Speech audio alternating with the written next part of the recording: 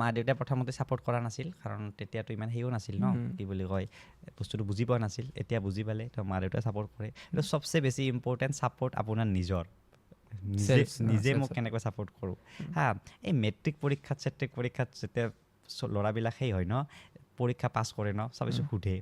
তোমাৰ চবচে বেছি মটিভেট তোমাক কোনে কৰিছে কয় চবচে বেছি মটিভেট মোৰ মায়ে কৰিছে কিছুমানে কয় দেউতাই কিছুমানে কয় টিচাৰে আজিলৈকে মই ইণ্টাৰভিউত এটাও এনেকুৱা ষ্টুডেণ্ট দেখা পোৱা নাই